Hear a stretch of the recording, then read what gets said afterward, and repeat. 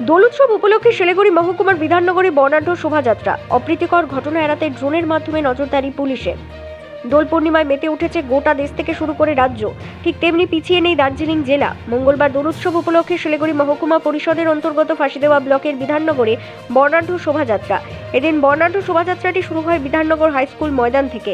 এরপর বিধাননগর বাজার, জগন্নাথপুর, মুরালীগঞ্জ হয়ে শেষ হয় বিধাননগর হাইস্কুল ময়দানে এসেই।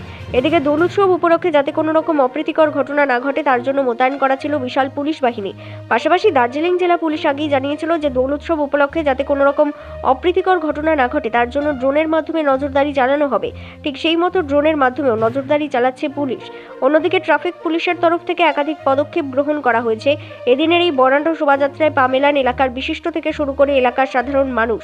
অপরদিকে শিলিগুড়ি একাধিক এলাকায় দোল উৎসব ঘিরে কড়া নিরাপত্তা শিলিগুড়ি মেট্রোপলিটন পুলিশের।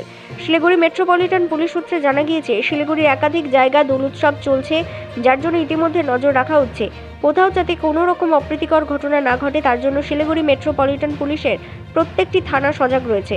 পাশাপাশি মহিলা নিরাপত্তা আরও বেশি করে জোর দেওয়া হয়েছে। ইতিমধ্যে উইনার্সের টিম প্রত্যেকটি জায়গায় টহলদারি চালাচ্ছে।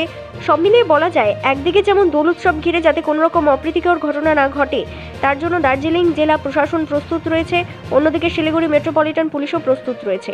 শিলিগুড়ি থেকে প্রিয়াংশু চক্রবর্তীর রিপোর্ট, বিগ নিউজ বাংলা।